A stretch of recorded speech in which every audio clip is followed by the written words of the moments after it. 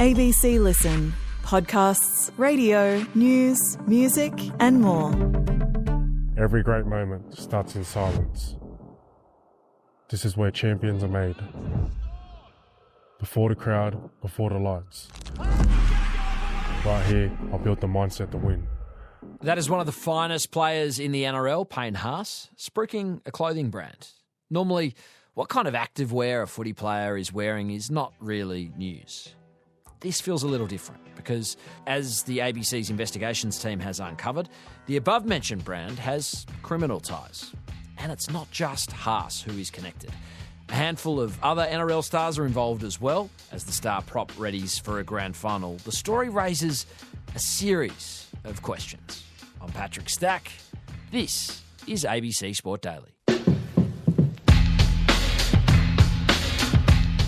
Sean Rubenstein Dunlop is a reporter with the ABC's investigations team, and he's put together a story on the NRL players who have found themselves involved with a crime-linked fashion brand or brands. Sean, welcome. Thank you. The NRL Grand Final is this weekend, where Brisbane will play Melbourne, and arguably the finest player on the Broncos team is front rower Payne Haas. Haas on a straightening run. Payne Haas still going. He is a wrecking ball. He is a Broncos machine, which scores at the southern end. When the Broncos knocked Penrith out, even opposition star Nathan Cleary was singing Haas's praises. He's a freak, mate. Yeah. He's great. I think even one stage there was a grubber into the in goal and he was the one putting it down. Like, he just seems to turn up in positions that front rowers shouldn't, and he's fit and strong and fast. He's a great player. What do we know about the front rower beyond the field? Well, Haas is seen as someone who's come from an extremely difficult upbringing, but who's made good. His brother has faced drug trafficking charges, which were later dropped. His mum is currently facing manslaughter charges over a fatal car crash. And his dad is in jail in the Philippines, facing a potential death penalty if he's extradited to Indonesia on drug importation charges too. He's accused of being a member of Mexico's Sinaloa drug cartel. Haas, in contrast, has converted to Islam. He's spoken about a desire to lead a different kind of life. I've seen lots of people in my life go down the wrong road, and especially with some of my cousins and some of my close friends. Yeah, they're probably more talented than me, but just went down the wrong road. So I feel like, I've learned from their mistakes. He's also spoken about only wanting to promote brands that accord with his strong values. This is a bit of an odd second question then, but what can you tell me about the Alameddine Network and who they are, what they do? Well, the Alameddine Network is basically Sydney's dominant organised crime network. They're a mafia-style family, the Alameddine family, and they run a network that is responsible for drug importation, drug sales in Sydney. Police say they've got a client list of about 50,000 people in Sydney who buy their drugs, and also responsible for really brutal violence. They enforce their dominance with public execution-style shootings, armed conflict, extortion, murder for hire. They're actually an international network. The boss, Rafat Alameddine, fled a couple of years ago to Lebanon and runs the organisation from there. So they're based in Australia and the Middle East. And police actually say they're responsible for, in quotes here from a court document I've read, the highest levels of criminality in Sydney. They've been in the news a lot this year because they've been torn apart to some extent by an internal gang war that's led to really public displays of violence. I'm, talking about one person being shot dead at traffic lights at peak hour on a Sydney street. Investigations are underway in Western Sydney this morning after two men were shot at yesterday afternoon in what police are calling a targeted attack. A shooting inside a kebab shop full of people. Really violent, scary stuff. Sean, this week your reporting revealed that Payne Haas and other players are promoting clothing brands with ties to crime. What can you tell us about the labels and how the players are connected? Well, recently Haas has popped up as the face of an activewear label called R4W Active. It's actually tied to the Alameddine crime family. It's part of a brand called Proper, a streetwear brand, which was co-founded by a senior Alameddine family member. His name is Ali Yunus, but some might know him better as a drill rapper called A Huncho. Police say, though, he's not just a rapper and an entrepreneur. He's allegedly a senior member of the Alameddine crime network. And he is the face of this Proper brand as well, which has now launched this activewear line with Payne Haas as its face of its new campaign. It went online a couple of weeks ago with a pretty provocative tagline, 11th September Ground Zero. That was when the new line dropped. Fear has no voice. I don't wait for motivation, I create it.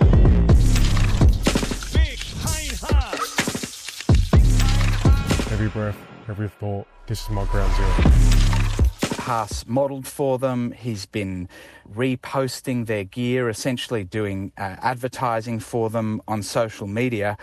And it's not just him. There's also Jason Saab from Manly, his teammate Haumole Olakau'atu, and Cronulla's Addin Fonua-Blake. When questions started swirling on Friday about the Alameddine network's connections to this brand, Haas's Broncos teammate Reece Walsh also posted his endorsement of the brands, but quickly deleted that post, his agent said, and his agent said he had no ideas about that brand's alleged links.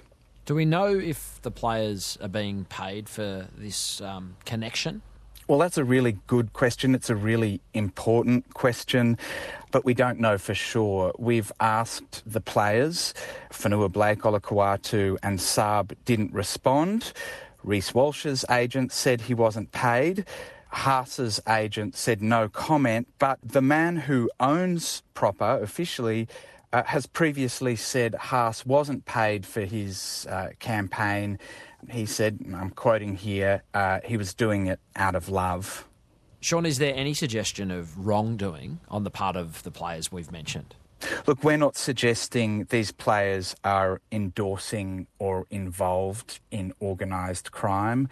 I don't know what their agreements other than that are with their sponsors. For example, ASICS is a official sponsor of Haas, Olakau'atu and Fonua-Blake, and we asked if their sponsorship would continue. They haven't responded, but certainly no suggestion that they are players in organised crime themselves. So what's the purpose of starting a clothing brand and, having athletes attached if you are the Alameddine network?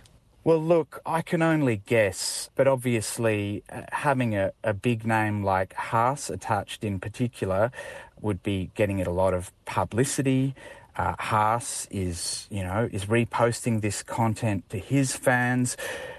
When Reece Walsh posted a picture on Friday of a stack of R4W and Proper gear, that was going to his 555,000 followers. So potentially it's good for sales and maybe for giving them a legitimate veneer as well. And how is the NRL industry reacting to the news that's broken in the last week? Well, look, behind the scenes, it's from the conversations I've had, it's clear to see this is causing a lot of concern. The NRL says it's looking into the matter. So do the Broncos and Manly. Manly said they didn't know about any arrangements between their players and Proper and R4W when we contacted them, but they are looking into it. And Cronulla says actually that the NRL Integrity Unit is now involved. Certainly concerning timing of all of this for the Broncos, you'd have to ask why this brand wanted to roll out this Haas campaign just in the lead up to the grand finals. Presumably that's good publicity, but not good for the Broncos in the lead up to this Sunday's match. Yeah, I'd certainly have to say it's a level of distraction they wouldn't have anticipated. Maybe help us understand why the National Rugby League might be concerned about something like this.